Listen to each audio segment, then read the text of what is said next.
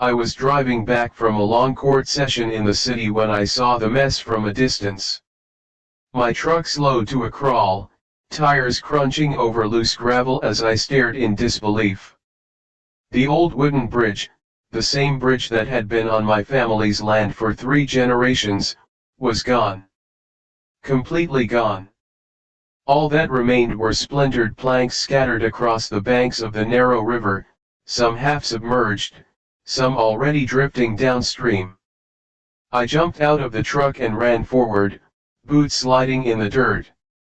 The bridge wasn't just a pathway, it was a symbol.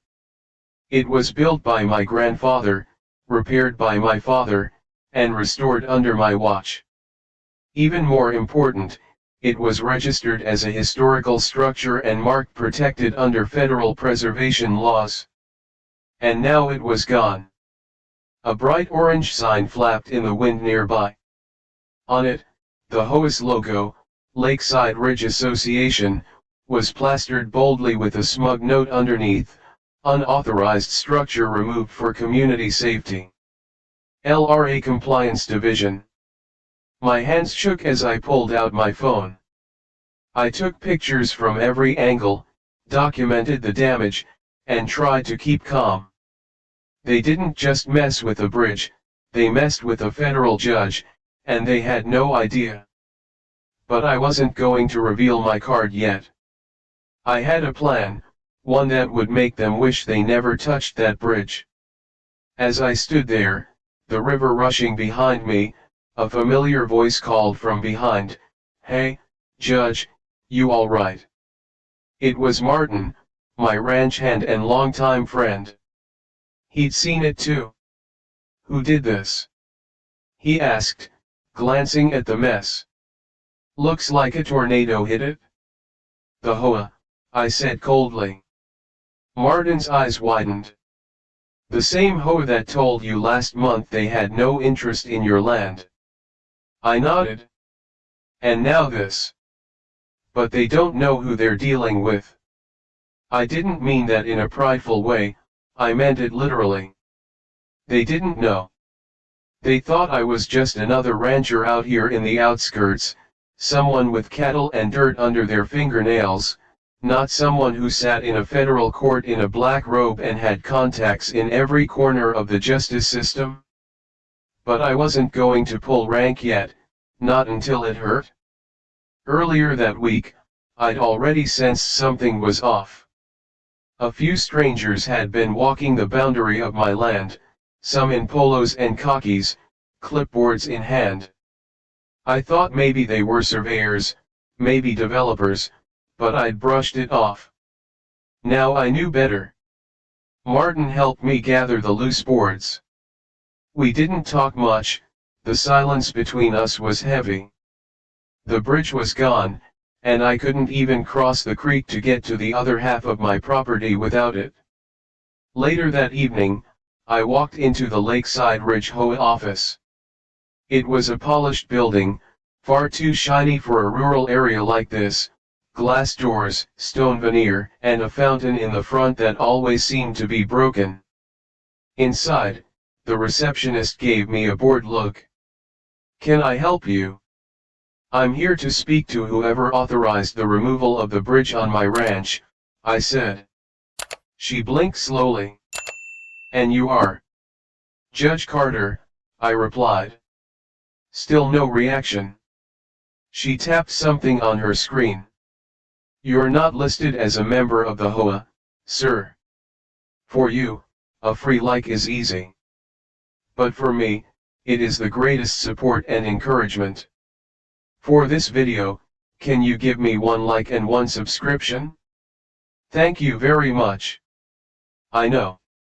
I never joined, and my land isn't part of this subdivision. That bridge wasn't on HOA property." She looked confused now, but before she could say anything, a tall, balding man stepped out from the back office. His name tag read Ed Branson, HOA Vice President.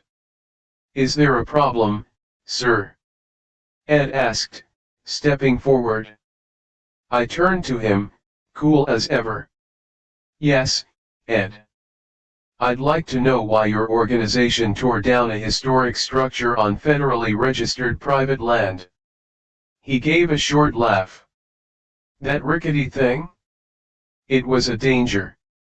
We received complaints from homeowners about the appearance, said it looked unsafe. Our compliance team took initiative." "Did you file a complaint with the county? With the state? With the Federal Preservation Office?" I asked. Ed shrugged. "Didn't think it was necessary. Thought we were doing the area a favor." "You weren't," I said flatly. "And you just made a massive legal mistake." He scoffed. "Look, if it's about some permit, I'm sure we can work it out. But frankly, judge or not, if you're in our community." I cut him off. "My ranch sits outside your jurisdiction. Always has, always will." The receptionist looked up, eyes wide now. She was beginning to understand, but Ed was too arrogant to notice. He smiled smugly and crossed his arms. "Well, maybe it's time your property became part of the community." I stared at him. So that was it? This wasn't about the bridge, it was about power, expansion, control. They wanted to absorb my land into their HOA to boost their profile and increase fees. He thought this was a game, but I had an entire playbook they'd never read. That night, I called my contact at the U.S. Department of the Interior. The bridge had been on the protected registry for over 20 years. There were records, inspections, reports, even a local article from the 90s about its heritage. They'd torn down a federally protected landmark without notice, without paperwork, and on land that didn't belong to them. It was a federal offense. The wheels were now in motion, but I still didn't show my hand to Ed or the HOA. The next day, I parked my truck at the edge of the property, right where the bridge used to stand. I started putting up caution tape and signs that read, "Crime Scene. Federal Property." Martin came up behind me, laughing under his breath. "You're serious about this?" "Serious as a heart attack." We spent the rest of the day setting up trail cams, motion detectors, and signs, not to catch vandals, but to build evidence. Because I knew Ed wasn't done, and I was right. 2 days later, around midnight, I was reviewing case files in my home office when I got a notification on my phone. One of the trail cams had triggered. Someone was on my land. I opened the app and watched in real time as 3 men in dark clothes tiptoed across the creek bed, flashlights low. They were looking at the new signs. One of them kicked one over, another started taking pictures. They were gathering proof to claim the land was public or abandoned. I dialed Martin. "Get over here. We've got trespassers." We rode out in my ATV with the lights off, coasting silently through the trees. The night was cold, the air sharp, and the only sound was the crunch of leaves under our tires. When we crept close, I spotted them. 2 of the men were scribbling notes, the third was placing flags along the ground. They were trying to map my land. I flipped on the ATV's headlights. They froze like deer. One of them dropped his clipboard and ran. The other 2 tried to act like they were just lost. I didn't say a word, just snapped photos. Then I said the one thing that made their faces go white: "You're trespassing on federally protected property." They stammered, fumbled with excuses, and then ran. Martin chuckled. They picked the wrong ranch. The next morning, I printed the photos, put them in a neat file, added timestamps, included the HOA memo from their bridge demolition. I was preparing a legal ambush that would hit them harder than they ever imagined. But just as I was sealing the envelope for my federal contacts, there was a loud boom from the back of my ranch. Something had exploded. Smoke started rising. Martin burst into my office, face pale. "They blew up your shed." I jumped to my feet and grabbed my boots. And that's when I realized this wasn't just a land dispute anymore. This was war. By the time I reached the back of the ranch, the flames were already dancing high into the night sky. The old wooden shed, nothing fancy, just a place I kept spare tools, fencing wire, and feed, was completely engulfed. The smoke was thick and bitter, and the scent of burning chemicals hung in the air. Martin ran ahead of me with a fire extinguisher, but it was useless. The shed was gone. I grabbed the hose by the barn, but even as we sprayed water toward the blaze, we both knew it was too late. Someone had blown it up, not knocked it over, not burned it down by accident, blown it up. There were scorch marks in the dirt and a shattered metal gas can lying yards away. Whoever did this had used fuel, maybe fireworks, or even worse, and they wanted to send a message. But the only thing they'd managed to do was pour gasoline on a legal wildfire they couldn't control. I didn't sleep that night. Instead, I stayed up and reviewed all the camera footage from the day before. And there it was, clear as day. One of the same guys who'd trespassed on my property earlier that week was captured again, sneaking toward the shed after sundown. A few minutes later, a bright flash lit up the entire screen, the explosion. I backed it up, screen recorded everything, and emailed it to both my lawyer and a close friend at the U.S. Marshal's office. I knew better than to handle this alone because now this was arson on federal property. That was no longer just an HOA issue, it was a criminal investigation. The next morning, I filed a full report with the sheriff's department. The deputy who came out, a young guy named Rob, looked like he wasn't sure what to make of the whole thing until I showed him my credentials. He blinked. "You're a federal judge." I nodded. That shed wasn't just sitting on my land, it was sitting on the same parcel listed in the National Historical Registry, and they tore down the bridge to get to it. Rob scratched his head and radioed his supervisor. By noon, my ranch was crawling with state police. The bomb squad came out to confirm what I already knew, it had been intentional. I didn't need to say a word to the press, the story was writing itself. Still, I hadn't heard a word from the HOA, not a phone call, not a letter, nothing. It was the calm before the storm. A few days passed. The ashes of the shed were still fresh, but I was rebuilding, with cameras installed at every angle of the ranch now. I wasn't taking any chances. Martin had gone into town for supplies when I got a knock at the door. It was a man in a dark gray suit, clipboard in hand. "Good morning, you must be Mr. Carter." I stepped onto the porch. "That's Judge Carter to you." He smiled, not fazed. "I'm from the Lakeside Ridge Association. I was sent to formally introduce a zoning proposal." I crossed my arms. "You came to my private property to introduce what? For you, a free like is easy. But for me, it is the greatest support and encouragement.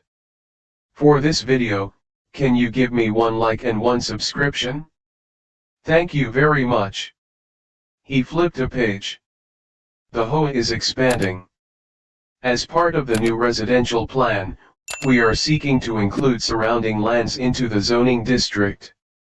This includes your ranch." I laughed, a loud laugh that makes the other person shift uncomfortably. "You blew up my shed. You tore down a protected bridge. You trespassed at night. And now you're here asking me to join your little community." He kept his smile up, but his eyes twitched. I assure you, we weren't involved in any. I cut him off. Save it. You can tell your boss that if one more foot steps on my land, I'll drag your entire board into federal court. His smile vanished. We were hoping to avoid legal action. Too late, I said and shut the door in his face. I watched through the window as he stood there a moment longer, then turned and walked back down the driveway.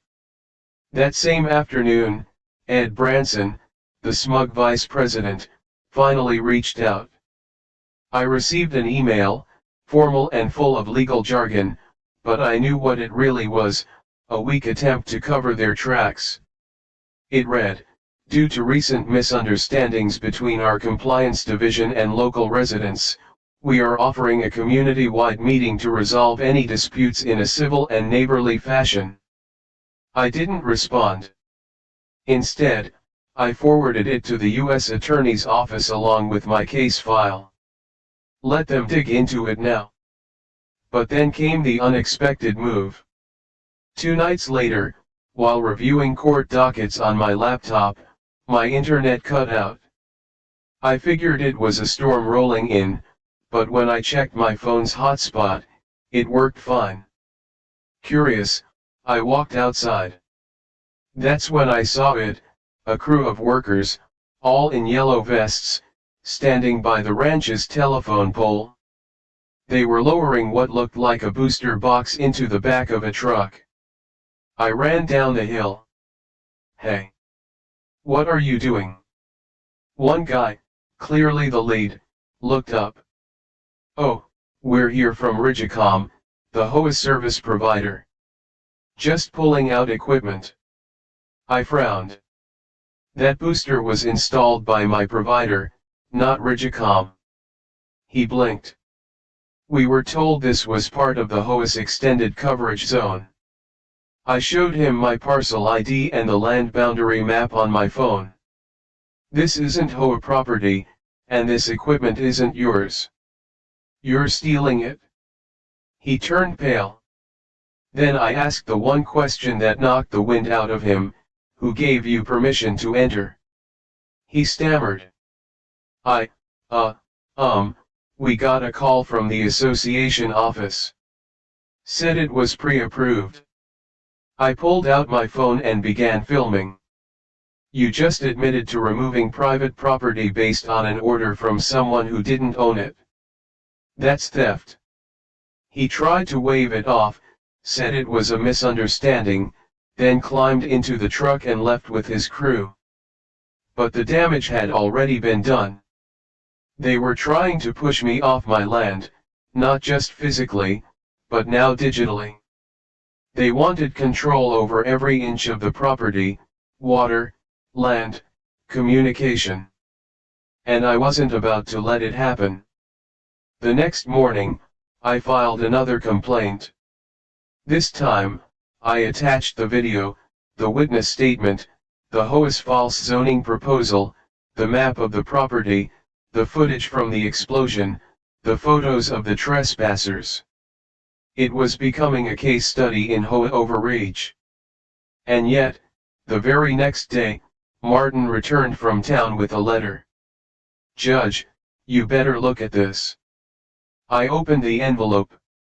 Inside was a folded notice, big red stamp across the top, "Notice of property foreclosure intent." The HOA had filed a lien on my land. They claimed back dues, violation fines, and late penalties, adding up to over $27,000. All of it was fake, all of it fabricated, and all of it illegal. But what made my stomach twist was the last line: "If payment is not received within 30 days, HOA has right to initiate seizure of property as per community standards." They were trying to take my ranch, my family's home, the place my father built and my grandfather protected. That night, as the wind howled across the empty place where the bridge used to be, I sat on the porch, boots up on the railing, watching the stars. And I whispered under my breath, "You wanted a war? Fine." I stood up, walked inside, and opened the bottom drawer of my filing cabinet. I pulled out the envelope I had been saving for a moment like this. Inside was a sealed order, signed by me but ready to be executed by someone else, an order for a federal injunction. I picked up my phone and called the one man who could make it happen. "Marshall Wilkins," I said. "You still got that empty docket for property disputes?" "Yeah, why?" I smiled. "Because I just found the case of the year." Marshall Wilkins didn't hesitate. "Send everything you've got," he said. "I'll open the file first thing in the morning." I emailed the full report, every bit of it, the illegal bridge demolition, the arson, the trespassing, the attempted digital theft, and no. Tigated for a string of federal offenses. Still, I didn't go public. Let them keep digging their hole. Let them think they were winning. I wanted them blind when the hammer dropped. 3 days later, I got a call from a woman named Hannah Thomas, an investigator from the Department of Justice. "We've reviewed your file," she said, her voice firm but respectful. "I'll be personally taking the lead on this. Would you be available for a site inspection this week?" "I'll be here," I said. "And Judge," she added, "we've already opened a multi-agency task force on HOA overreach nationwide. Yours might just be the first case we bring to court." That same day, Martin and I walked the property together. The place felt different now, tense, like it was holding its breath. "What are they going to do when they find out who you are?" Martin asked, running his hand along the new trail cam post. "I'm hoping it's already too late for them to do anything," I replied.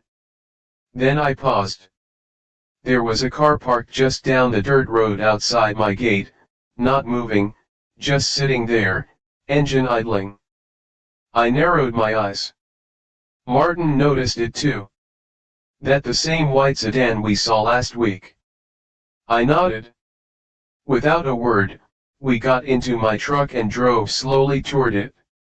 As we approached, the driver suddenly stepped on the gas and sped off in the opposite direction, tires kicking up clouds of dust. I memorized the license plate. This wasn't paranoia anymore, they were watching me. I called the sheriff's office, reported the plate, and within hours got a call back. "It's registered to Rigicom," the deputy said. That was the HOA's partnered internet service, the same one that tried to remove my equipment without permission. They weren't just expanding, they were surveilling me. And for the first time since this all started, I felt something cold and ugly creeping in. They were scared, but scared people don't always act smart. Sometimes they act desperate. A few days later, I got a visit, not from a marshal, not from law enforcement, but from an HOA board member I'd never seen before. Older man, heavy-set, graying at the temples. He didn't come in a Rigicom truck, he didn't wear a suit. He came in an old pickup, alone. I met him at the gate. He didn't speak right away, just looked over my land, hands in his jacket pockets. "I tried to stop this," he said finally. "Too late," I replied. "I told Ed this. Wasn't right that tearing down that bridge would wake a sleeping bear." I didn't say anything.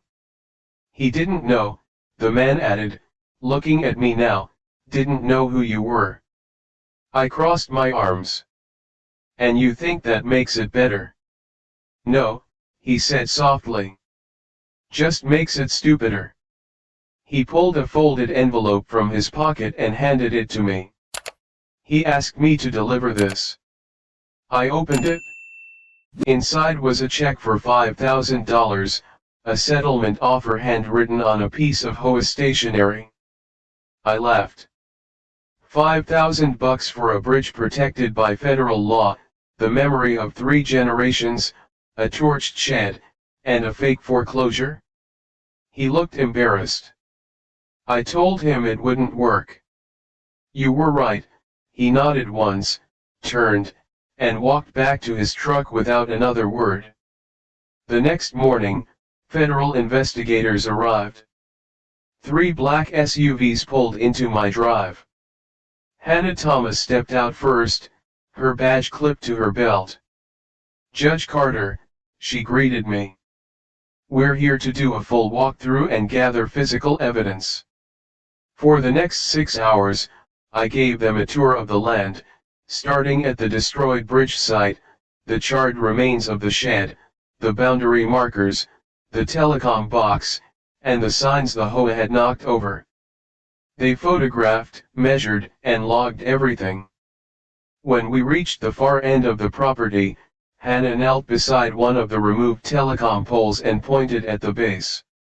"Looks like they didn't just unplug the equipment," she said. "They drilled into the ground. That's tampering with private infrastructure." She looked up at me. "They're done." I didn't smile. I just nodded because I knew what was coming next. But then, like clockwork, the HOA made their biggest mistake yet. That evening, as I walked out to the barn to lock up, I noticed my cattle weren't where they usually were. I looked out across the pasture, and my heart stopped. The back gate of the north pasture was open, wide open. That gate led straight to the old gravel road that wound toward the forest and highway. Martin came running.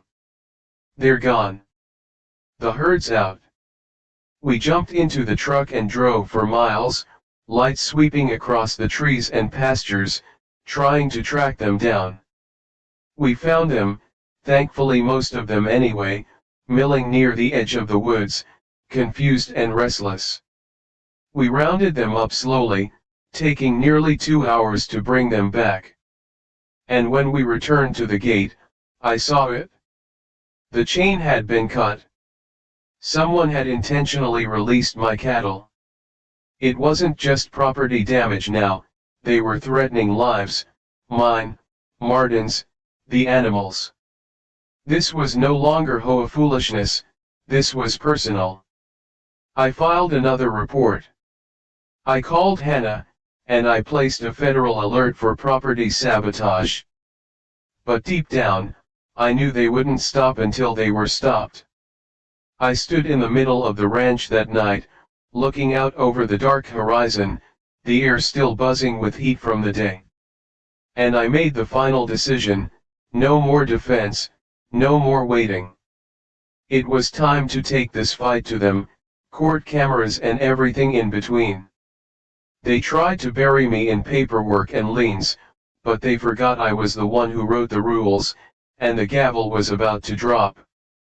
2 weeks later, the courtroom was packed, not just with lawyers and reporters, but with homeowners, people from the HOA itself, curious neighbors, even a few of the ranchers who lived further out and had nothing to do with Lakeside Ridge. Word had spread like wildfire that the federal judge from out past the creek was suing an HOA, and not just for a broken rule or petty fine, but for arson, trespassing, illegal demolition of a protected structure, and attempted seizure of land through fraudulent liens. Everyone wanted to see how it would unfold. But before the hearing began, I sat quietly at the plaintiff's table, no robe, just a simple suit, watching as Ed Branson swaggered into the courtroom with 3 attorneys trailing him. He looked confident, maybe even smug. The same smirk from that day in the HOA office was plastered across his face. I didn't look at him, I didn't need to. He still didn't know the storm he'd walked into. The judge presiding over the case, an old colleague of mine named Judge Janet Miller, stepped in and nodded at me briefly before calling the court to order. This is case number 441, FJ. Carter vs. Lakeside Ridge Association. The moment had arrived. The trial wasn't going to be over in a day, but the first hearing was crucial. It was where the judge would rule on the motion for an emergency injunction, essentially freezing the HOA's actions before they could file more liens, send more letters, or lay another finger on my land. My lawyer, Ethan Grant, a calm, sharp guy from DC, stood up and opened with a clear, measured tone. Your Honor, the HOA not only violated zoning boundaries and demolished a federally protected bridge, but they committed multiple criminal acts against a private citizen under the mistaken belief that he had no legal power to fight back. What they failed to realize is that Judge Carter is a federal judge, and his land is not under their authority, nor will it ever be. Ed's lead attorney stood to object, calling the state. Judge Miller shut him down with a wave. I'll allow it. Continue, Mr. Grant. For you, a free like is easy. But for me, it is the greatest support and encouragement. For this video, can you give me 1 like and 1 subscription? Thank you very much. Ethan laid out everything, the video footage of the men who trespassed, the emails, the demolition photos, the signed property boundary maps, the recording of the Rigicom workers admitting they had no legal authorization, the burnt remains of the shed, the surveillance footage of the open pasture gate, and finally, copies of the false foreclosure notice. By the time he was done, the courtroom was silent. All eyes turned to the defense. Ed's lawyer stood and tried to spin it. Your Honor, while we understand the emotions involved, we believe this is a miscommunication. The association had reason to believe Mr. Carter's land was under expansion jurisdiction. A clerical error on an outdated map was to blame. Judge Miller arched an eyebrow. A clerical error that led to an explosive incident and a fraudulent lien. There was no good answer to that. The defense stumbled through another 10 minutes before the judge raised her hand. I've heard enough for today, she said firmly. Based on evidence provided, this court grants an immediate injunction against the Lakeside Ridge HOA, effective immediately. You are to cease all actions involving Mr. Carter's property, including financial claims, digital access, and physical trespass. Any further contact will be considered a direct violation of federal order. Ed's smirk cracked. Reporters scrambled to get quotes. Homeowners murmured. But I just stood up, nodded at the judge, and walked out quietly. That was just the beginning. By the next day, my story hit the news. HOA faces federal lawsuit from judge over destroyed bridge, fraud, arson. People from all over the country started sharing their own HOA horror stories. Homeowners emailed me, veterans, elderly widows, single parents. They'd been harassed, fined, even threatened with foreclosure over flowers, flags, fences, and garden beds. My lawsuit became the rallying point. But while the country watched, the HOA fought back in silence. 2 nights later, Martin and I were repairing a busted gate hinge near the northern boundary when we heard tires rolling slow over gravel. A black SUV came into view, no plates. It didn't belong to law enforcement. It stopped just outside the fence line. Martin reached for the rifle in the tool rack. I held out a hand. Not yet. The driver's window rolled down, and a man leaned out, maybe mid-40s, clean-shaven, well-dressed, but with a stare that didn't match his polished look. You're making a lot of noise for someone who lives so quiet, he said. I stepped forward. Who are you? He smiled faintly. A friend of the association. Thought you might want to talk off the record. Martin stood next to me now. You threatening the judge? The man chuckled. I'm just saying it'd be better for everyone if this whole thing went away. People don't like mess. I took one slow step closer to the fence. Let me tell you something, friend. I was trained to spot liars, trained to dissect testimony, and trained to read people's faces when they try to hide fear. You're afraid right now, and you should be. The man's smile faded. He said nothing else, just rolled up the window and drove away. That night, I filed a formal report with Hannah and the task force. We weren't dealing with just HOA board members anymore, they had outside help, possibly private contractors, maybe even someone connected to a larger real estate development group. I knew there were vultures looking to turn land like mine into subdivisions, but they were going to have to get past me first, and that wasn't going to happen. The next morning, I hosted a press conference, not to grandstand, not to play politics, just to tell the truth. Standing in front of the scorched remains of the shed, I looked into the cameras and spoke calmly. This isn't just about my bridge or my land. This is about how unchecked power corrupts small systems meant to serve people. The HOA in my area destroyed history, broke laws, and committed crimes because they believed no one would stop them. They thought no one could. But someone could, and someone did. By the next day, HOA leadership started resigning. First the treasurer, then the secretary, then 2 board members. All of them stepped down quietly, no statements, no emails, just gone. Only Ed Branson remained, and I knew why. Because Ed wasn't just the head of the HOA, he was also tied to a real estate company looking to develop the surrounding lands. The whole takeover of my property, it was part of a larger plan to turn this area into a modern smart community. That's why they wanted my bridge gone, why they tried to control my internet, why they filed the lien, why they cut the gate. It was all about the land. But Ed had pushed too far, too fast, and now his name was on a federal subpoena. Still, I didn't celebrate yet because I hadn't gotten my bridge back, and without that bridge, the land didn't feel whole. So I made a decision.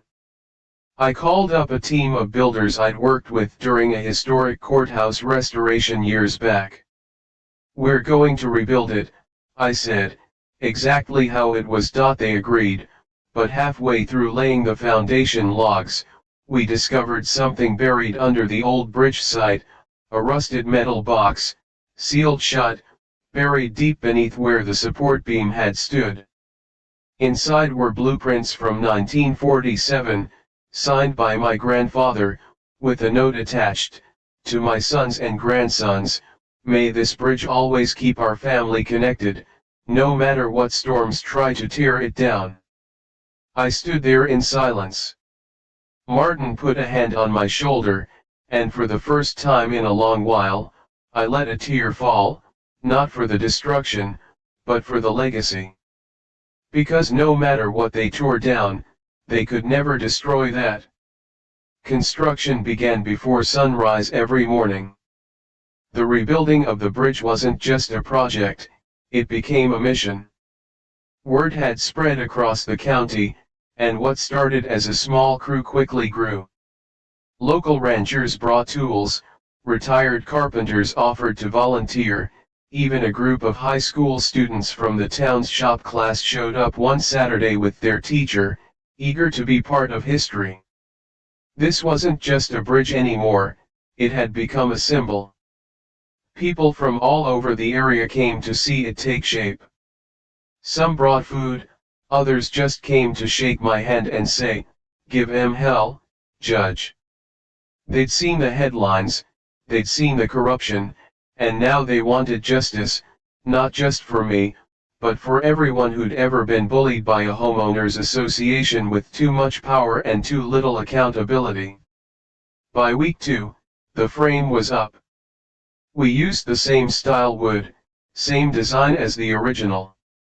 Every plank, every nail was placed with care. We even carved my grandfather's note into a bronze plaque and set it at the center of the new handrail. To my sons and grandsons, may this bridge always keep our family connected, no matter what storms try to tear it down. But while the community came together, the pressure behind the scenes was building. The Department of Justice had officially launched a multi-state investigation into HOAs. Mine was the catalyst. Cases from Arizona, Georgia, Texas, and Florida began flooding in, people sharing similar stories of abuse and unlawful property grabs. And as the news tightened around Ed Branson's neck, he finally made his move. Late one night, I was in the barn repairing a broken gate when Martin burst in, out of breath. "You need to come outside now." We ran out to the ridge where the bridge was nearly finished, and my heart sank. 3 large construction machines, graders, bulldozers, sat idling just yards away from the build site. Their floodlights illuminated the bridge, casting long shadows across the creek. Behind them stood Ed, no hard hat, no shame, just that same cocky smirk. I marched up, fury boiling beneath the surface. "You've got 5 seconds to get those machines off my land." Ed raised a walkie-talkie to his lips. "Don't move," he told the driver. Then he turned to me. "You built without a permit. It's a safety hazard. I have every right. You have no rights here." I snapped. "That land doesn't belong to your HOA." Ed held out a folder. "We refiled our district maps. Your land was mistakenly omitted from our original development zone, but it's been corrected. We filed it with the county this morning." I snatched the folder from his hand and flipped through it. Just as I expected, fake survey documents, backdated paperwork, signatures I knew weren't legit. "You just committed forgery," I said coldly. Ed shrugged. "We'll see what the county says. The board already approved it." Martin stepped between us, fists clenched. "You better leave before someone gets hurt." Ed didn't flinch. He looked around at the bridge, the volunteers, the reporters who had started gathering again by the fence. "You're not going to win," he said, turning to me. "Even if you get your bridge, your land is next. We'll find a way. Sooner or later, people like you fold." I stared him dead in the eyes. "I'm not folding," I said. "I'm setting the table." Just then, headlights swept across the road. 2 black SUVs pulled up fast. Federal marshals stepped out. One of them was Marshal Wilkins himself. "Mr. Branson," he said calmly, flashing his badge, "you're under arrest for trespassing on protected land and attempting to interfere with a federal investigation." Ed's jaw dropped. "Wait, what? This is private property." "Exactly," Wilkins said. Within minutes, Ed was in cuffs, screaming about lawyers and corruption and how he'd sue every last one of us. He was still yelling when they drove him away. The machines were removed, the crew returned to work the next morning. But just when I thought it was over, I got a call from Hannah Thomas. "Judge Carter, we've uncovered something. You may want to sit down." I did. "What is it?" "We traced the HOA's funding records. A large portion of their operating budget isn't from dues or fines. It's from an offshore development firm based out of Miami, one that specializes in hostile takeovers of rural land for luxury communities." I clenched my jaw. "You're saying this was never about the HOA?" "Exactly," she said. "They were being used. Ed was the front man, but the real money is behind the scenes. That explained everything: the harassment, the surveillance, the sabotage. They were trying to force me out, to devalue the property, claim foreclosure, and flip the land for a massive profit. And they were still out there. Hannah continued, "We've frozen their accounts, but these guys are slick. They might retaliate in other ways. We need you to stay alert." "I will," I promised. But the attack didn't come with fire or fake fines or even lawyers. It came through the sky. A week later, as the bridge neared final completion, a low-flying drone buzzed across the ranch, then another, then four more. They hovered over the fields, the barn, even the house. One of them zoomed dangerously close to Martin's truck, nearly crashing into the windshield. I reported it immediately. The FAA issued a cease and desist to the suspected drone operators, but the problem didn't stop. So I built something, an old-school solution, a simple hand-cranked anti-drone net launcher. Every time one flew low enough, we'd snag it, bag it, and hand it over to the feds. We captured 7 drones in total. Each one was linked to a shell company tied to the same offshore firm that had funded the HOA. But it didn't matter anymore because the bridge was finished. On a cool Sunday morning, with dozens of neighbors, friends, and reporters gathered, we held a small ceremony. I stepped onto the new bridge, Martin by my side, and placed a single nail into the final beam, painted gold and engraved with the date.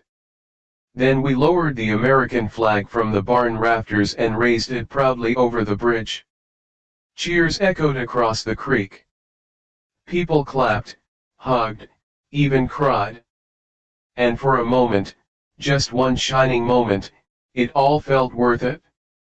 But just as we were wrapping up, a black car pulled up at the edge of the property. A man in a dark blazer stepped out, holding a briefcase. He didn't smile, didn't wave.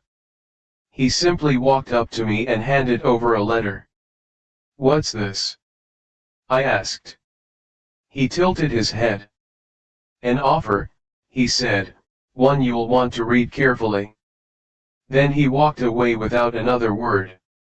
I unfolded the paper. At the top, the name of a major development company. Below it, a number. They wanted to buy the ranch for millions.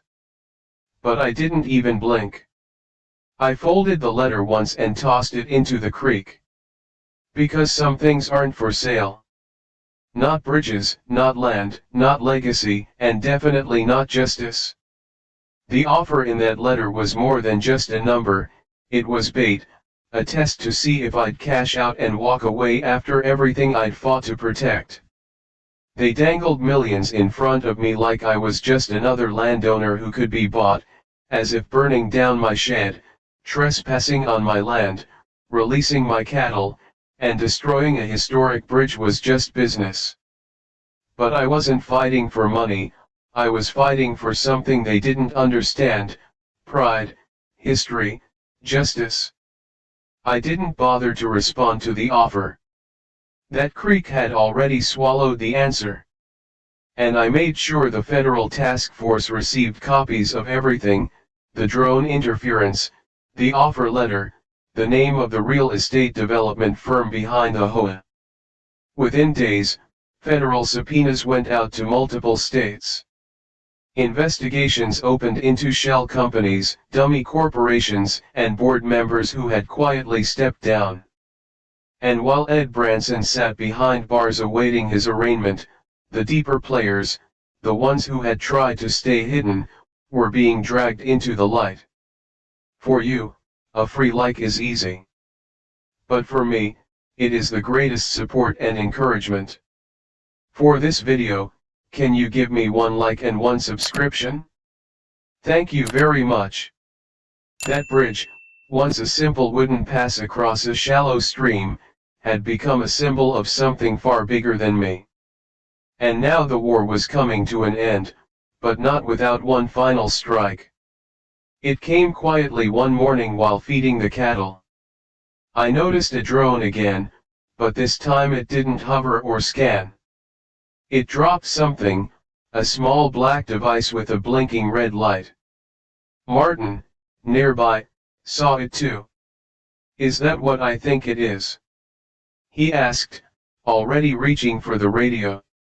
We moved cautiously toward it, and when we got close enough, I recognized what it was, not a bomb, but a tracker.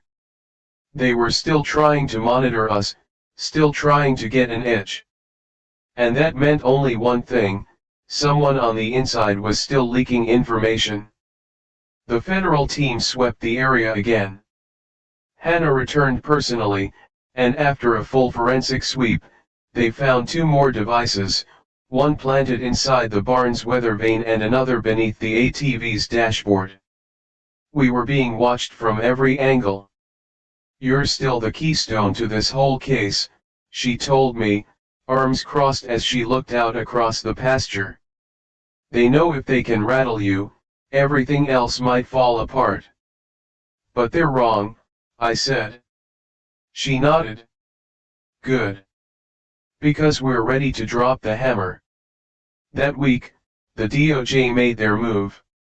A massive press release went out, listing the HOA and their developers as the targets of a federal RICO investigation: racketeering, fraud, attempted land seizure, mail fraud, wire fraud, and criminal conspiracy.